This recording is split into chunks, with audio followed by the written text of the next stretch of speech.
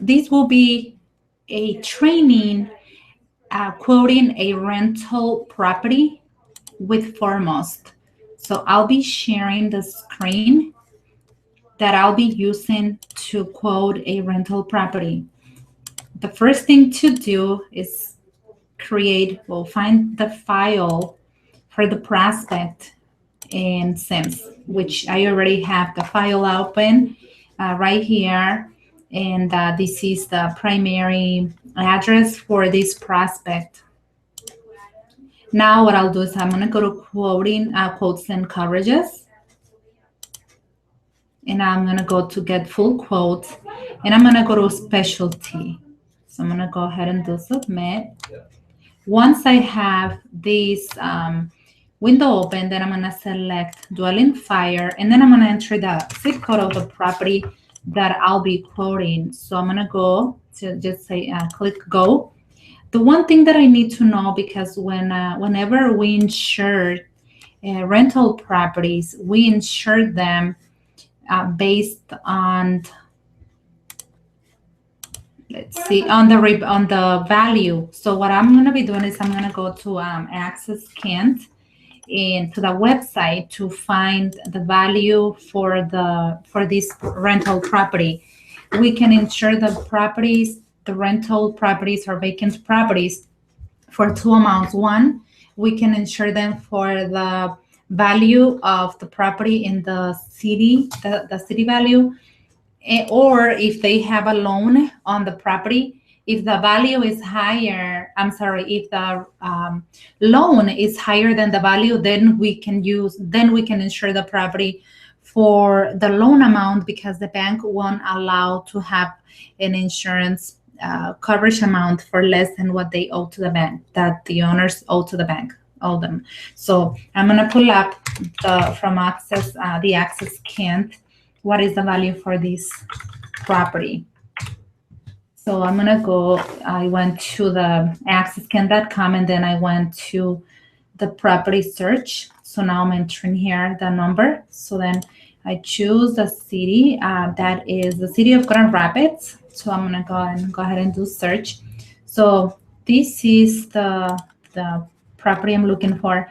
And then I have the amount here, the state. So I can double this amount. So I can insure this, quote this property. We always multiply it by 2. So it's 58,000, the amount that I can quote this insurance, this property for. I also need to get details on this property. So I'm going to go to Zillow. I'm going to see if I can pull up information for this property as well. So here, what I'll be doing, copying in Zillow, I'm going to enter, paste it, and then it's Grand Rapids. I need details as far as what year was this house built, and this is a property, so I'm going to click on that, and more on the information. So it looks like it was built in 1915, and I see here I can even get closer to the property. I can take a look at some pictures to see how big this house is, and looks like this is it. It's looks like, to me, it looks like it's it's a pretty big house. So it's that one right there. I want to see, so it's a 2100, so it's a single family. It looked like so it's units. It's a 1 unit. Look like a 2-family home, but it looks like it's only 1. So I'm gonna go back to Foremost. So now I have some more information about the property. I know that this is Kent County, and it's a rental. There is the difference between program Dwelling Fire 1 and Dwelling Fire 2. Pretty much Dwelling Fire 1, one of the biggest distinctions, the coverage is they have less coverage on the basic 1 than on the basic 3. On coverage 3, one of the most important coverages that we need to let customers know between these two type of policies. Obviously, the number 3 is more expensive than the 1. But on this one, if the pipes freeze and they explode and they get water damage inside the property, basic one won't cover damages caused by pipe freezing damages. And the policy basic 3 does cover that. So we need to make sure that we explain this big difference to the clients. So I'm gonna be quoting it on basic 1, but before the policyholder decides which one to get, I'm gonna make sure that I explain that to them, and then let them choose which one they want. So I'm gonna go to the choose this. I noticed that it was a frame. It's a 1 family. Always use the furnace is primary hit, and then none for any secondary. Amount of insurance $58,000. So then I'm gonna go and continue. Is there a swimming pool? No, I noticed that there is no swimming pool. Is the property currently insured? Uninsured? Yes, they don't have insurance right now. So because she doesn't have insurance on this property, I'm gonna say that yes, this property is uninsured at this moment. So in this one, is the dwelling used for students? No. I asked the prospect, and she says no. Reason for non-insured policy lapse, and then number of rental properties with foremost, it's only this one. Is this property managed by a management company? No. Is there a landlord association? No. This one is if they receive any additional discounts, like when how does this tenant chooses, or what is the process that the tenant uses before it rents out this property, and she doesn't do any of these. She doesn't utilize any of these forms, so I'll say none. Last date of insurance, I believe it was February 1st, 2014. In that policy lapse for non-payment. I'll go continue. Is this dwelling? This one is asking if the title for this property it's under a company instead of the individual. I'm gonna say no, and I will go ahead and pull up the information. Skills. Martha, and I'm gonna pull up her account here in Sims. Her birthday is 3/26/33. Oh, I'm sorry, I forgot. Okay, 3/26/33. I don't have her social security number yet, so I'm just gonna leave it blank and do continue.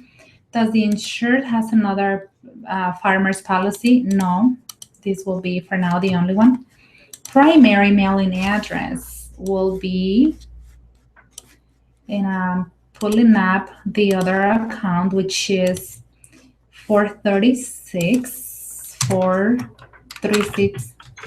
Warden Street Southeast, Grand Rapids, Michigan 49507. Bring it back. Continue. And is this dwelling within 1,000 feet? Yes. This dwelling within respondent fire department within 5 miles? Yes. And then here is where the address of the property that we are quoting, that we are insuring, that's where it goes. So it's 435 Warden, it's southeast, Grand Rapids. It's a couple houses down from where she lives. Is it in the city limits? Yes. The primary fire department is Grand Rapids. So I'm gonna go ahead and do continue. Is this home located within the city limits? Yes, it is. and then continue. Will you like to add a landlord's package? She doesn't want that. This package includes $1,000 for personal property, 10% loss of rents, and 20% of the fair value of the taxes. And these are the other additional protection that this will be given the quote, the option to do both. But for quoting purposes, I'm gonna say no. Is this dwelling a row house, townhouse? No. Type of roof, asphalt. In this property, let's pull up the information. I believe it was built in 1915. So the year 1915, in any charges, any losses, zero. She hasn't had any claims or anything. Does this insurer qualify for a claim for discount? Yes, she doesn't have any claims. So this property, most of the properties and have the deadbolt lock, smoke detector, fire extinguisher, and carbon monoxide detector. Well, I already asked her these questions, and it has all of these. So she applies for discounts.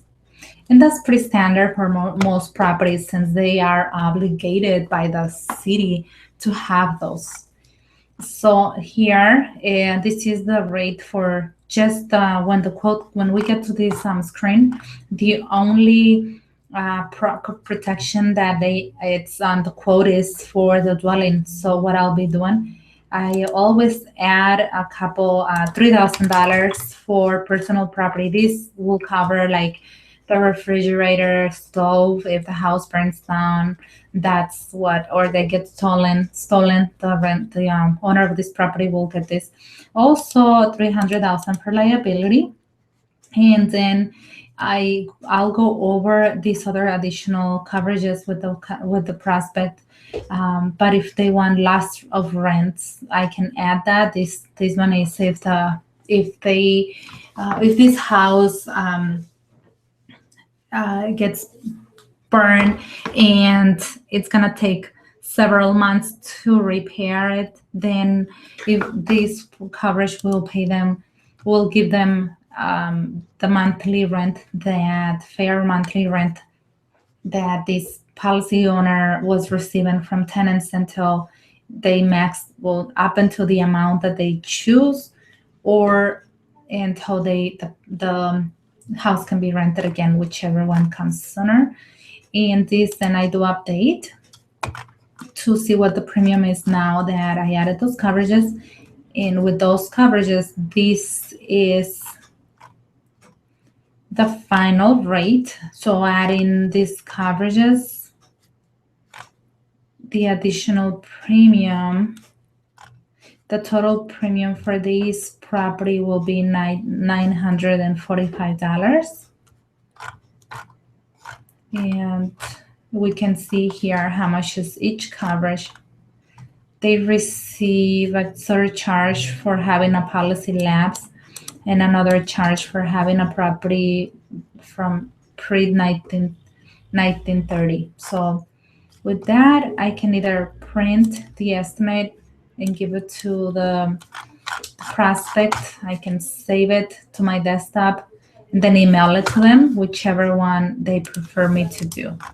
So at this point, all I do is save, and this quote now will be saved. If I ever need to retrieve this quote, if I go back to my quotes within Sims, it's gonna show me that I did a quote, but it's not gonna take me to the quote.